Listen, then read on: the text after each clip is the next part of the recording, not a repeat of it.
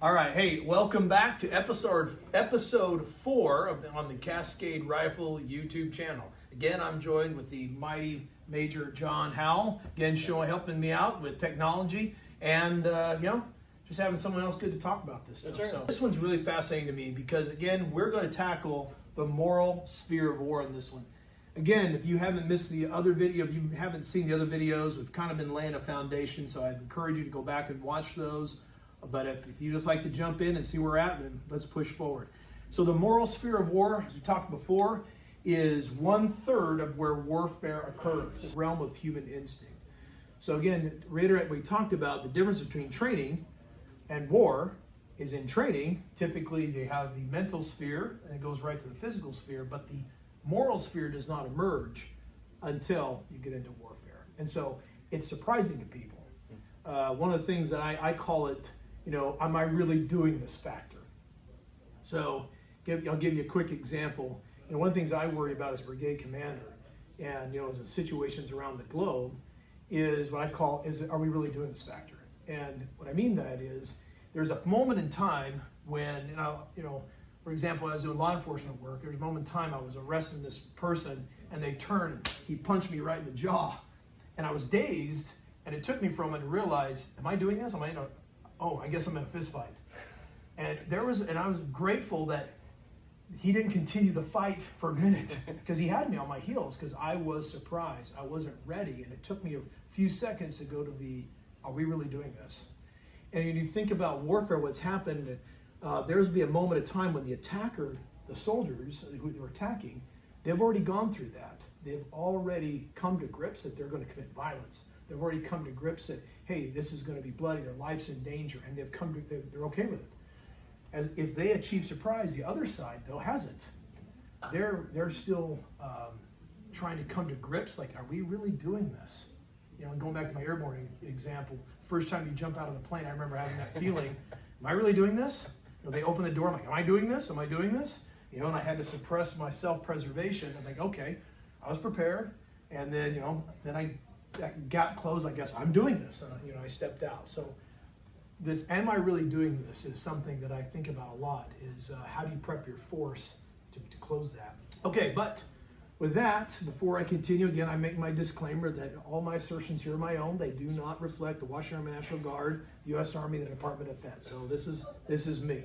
But what we're going to get into is really the moral sphere of war.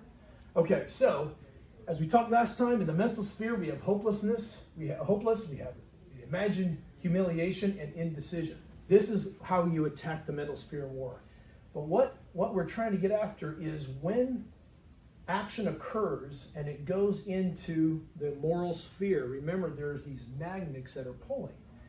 And what we're trying to get after is how that will have instinct take primacy and pull the instinct either way far toward panic, from fear to panic where they run away, or so far where things get out of hand. People start doing their own thing and we get into chaos.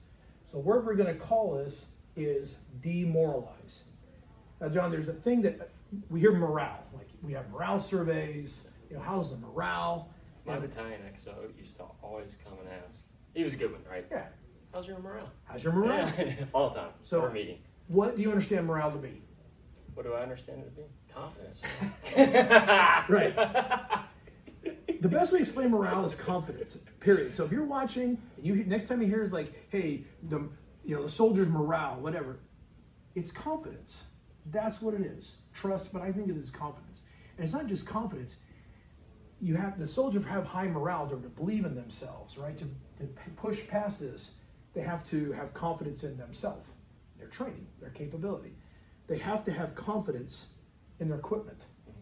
They have to have confidence in their leader. They have to have confidence in their organization, and they have to have confidence in their cause. When they start losing confidence in any one of those things and it starts cascading, they start demoralizing. They start losing confidence.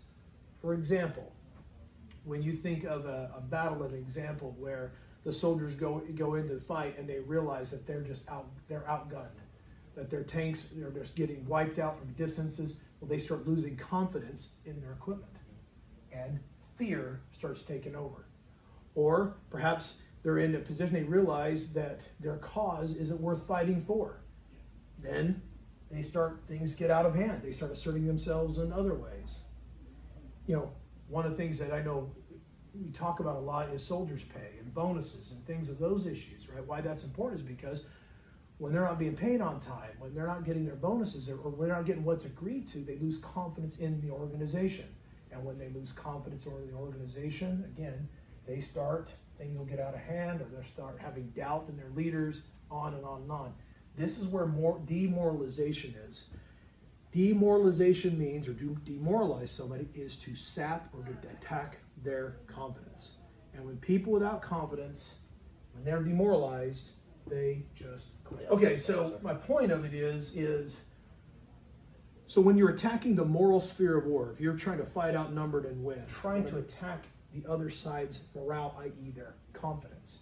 You're trying to attack their confidence in their cause. You're trying to attack their confidence in their leaders. You're trying to attack their confidence in their equipment. You're trying to attack their confidence in their organization. Right now at FM30, the word is convergence. What they're trying to achieve is a series of blows all at once, because the only way to knock a system off is it can't heal itself. You have to hit it so many times with so many shocking blows, it can't heal, like a human body. Break your arm, hit you in the jaw, stab you in the side, all at once, you're overwhelmed. Right. And that's the whole idea. So when you hear those words, imitate, all that, that's big fancy officer talk for that effect. When you're trying to protect ourselves, we're moving, that in and of itself just doesn't create lasting effects. If it's aimed, though, at demoralizing, if it's aimed at creating hopelessness, you see how this all kind of plays in. Sure. So then there's the question then, well, the enemy's doing the same to us. So how do you defend the moral sphere war? How do you defend confidence? So there are three key principles of how you defend our confidence, our morale. That is preparation, unity, and character. Preparation, unity, and character. Here's why. Flat out, if you're prepared, you will not fear. That's just the way it is. Think of a good example in your life where for a test, a major stressful event, and you were properly prepared. One thing I bring in the airborne example, one thing I really think is impactful, what they do really well there is they really prepare you, right? You do reps and reps and reps of jumping and PLFs and going out the tower and on and on and on. So much so, by the time you get in the aircraft, that fear is harnessed, right? Like riding a horse. Think of the horse as fear, and you're the rider. If you're prepared, you can steer that horse right. Sure. So if you're prepared, you won't fear. Now, lack of preparation, you think of an example that you weren't prepared for a particular test? Sorry, I was a straight A student. So, that's just how I roll. No, I can remember. It was actually New Testament. I went to a Baptist school, so I had to take Old Testament and New Testament. And it was an interesting time in my life. Wasn't on the straight and narrow. And lack of sleep, not studying, actually not caring. And I had a final, and I went in there and bombed it. We've all been there. So when you haven't prepared, fear seems to take over. True? Oh, I was going into that test? Yeah. You're fearful. So preparation will build your confidence. When you know your leaders are prepared, Sure. when you know the organization is prepared, when you're properly equipped, you know your equipment is the proper equipment. See how this all plays in? Sure. That's one. So then unity, people have to be unified in their cause. Interesting, what does the enemy try to target? They try to create disunity. Right? When you have a group of people, they bicker, they fight. We've all had the sports example when you're watching ESPN and the other team is losing and it pans over to soldiers throwing helmets at each other and the coach yelling. We all know that team's in big trouble. Because when disunity occurs, then things come apart. Chaos starts taking over. Or fear and panic starts taking over. And that courage, that demoralization effect happens and people start quitting. Right? An example, sir. This is when I was a child. I was 11 years old. You think back to when 9/11 occurred. What did we do those evenings? went to churches, people got together. Yeah. I mean, when the enemy thought, what they wanted to happen to occur, and what did we do as Americans? I mean, even as you look at the, political, we were more together then than maybe ever in the last 20 years. That's a great example, and that's why hard training is so important, because teamwork, hard training, suffering builds unity. It just does. When you do think about a hard training event you've done, it might have been miserable at the time. Right. The time, man, it's teamwork. I saw you just posted some pictures of when you're doing your company command thing. Yes, sir. You'd tell you're all sweaty and grimy and all that, but you posted those pictures. It meant something to you. Best right? 3 weeks in the Army. Yeah, I mean, when you do something, that's why Ranger School is so meaningful to a lot of us have been through, because it's so difficult. It brings you a lot of unity with guys who've done it. So you see your Ranger tab, they always tell Ranger School stories because there's this unity that comes through it. So hard training builds unity, and unity builds confidence because you believe in yourself. And lastly, character. This is the way it is. People who have character, who are righteous, people who stick to the Army values, they will defeat an aggressor who does not. Period. You want to fight outnumbered and win. If you want to fight outnumbered and win, have character. Because if you are a group of fighters and you trust each other, you're honest, you'll stick to your duty, you'll be true to your oath, you will be courageous, you'll be loyal, and you're good against those who do not. They won't trust each other. People who don't have honesty, people aren't loyal, people that aren't, that they're not selfless, they're thugs or what kind of thing, they'll come apart. They won't have unity, and they will just come apart. And so you have to have character in order to fight outnumbered and win. And when this dissolves, then you're just like everybody else. Without a doubt, the way to fight outnumbered and win, and to defend the moral sphere of war when fear comes in, when warfare starts, if you have an organization that's prepared, they have unity, and they're soldiers of character. Sure. So as a historical example, so I used to be in 123 Infantry, the Tomahawks, and there's actually 3 other battalions that are all part of that historical regiment. One's 2 here at Fort Lewis, and then 1 at Fort Carson. So where they kind of, the biggest thing that happened to that regiment was in the Korean War. And when you talk about the Korean War, we're coming out of World War II, and the soldiers were fat, they were not trained, they were not prepared. It was an unprepared army for that aggression is from the North Korea, the Soviets, and the Chinese.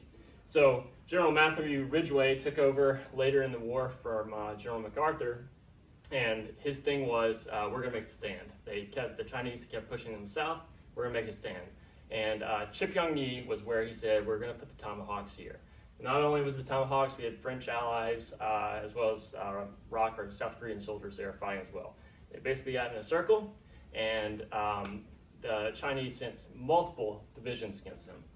What you might not know, unless you're a Tomahawk, Colonel Freeman at the time, was the commander of that regiment. There's many books written about him. I can share those later with you if you're interested. But these books talk about what they did prior to fighting that battle. By the way, they won. Kick their asses. But within those books, they talk about several things he did as far as mission command with the preparation for that force. Here at Fort Lewis, he was training them. He was getting them ready, not only mentally and physically, but also spiritually, things along those lines. Well, and then the unity part. They were more than just a unit. They really did feel like a family. And there's a specific example. He had a soldier that wanted to get married before deploying. And Colonel Freeman blessed off on that, let that guy get married. And Tomahawks, it talks in many of the books, the character of the guys in those units. Something I've noticed, you think like about Band of Brothers, those guys were awesome because they were a team. And they, even though, that's a unit in the 101st, even though the Tomahawks here at Fort Lewis, this isn't SF, this isn't Ranger Regiment, they were capable of doing mighty things because they believed in each other. They had character, they were unified, and prepared through their training.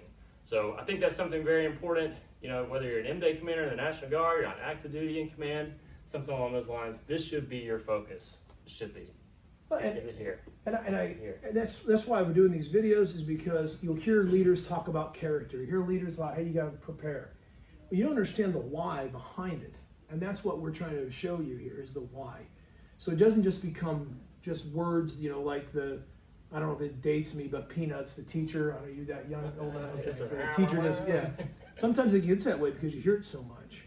But the reason you understand it, when you understand the 3 spheres of war and to fight, outnumbered, and win, you have to understand everything hinges on confidence, morale. As Napoleon said, morale is 3 to 1.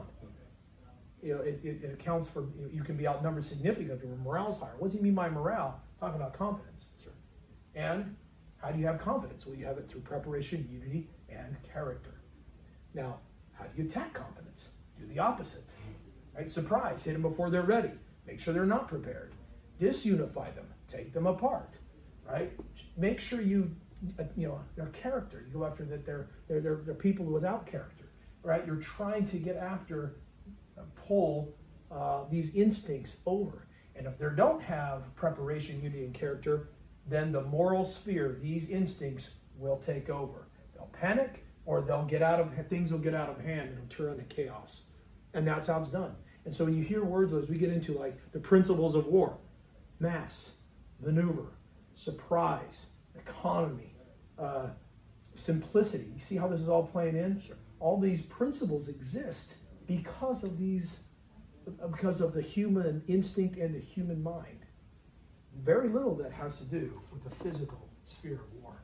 All right, so I hope that makes sense. Appreciate you coming on and helping me out. So our next video, we're going to get into the physical sphere of war, move, strike, and protect. This is where it's going to get really interesting because now we're going to get into maneuver warfare theory, which is my favorite thing to talk about.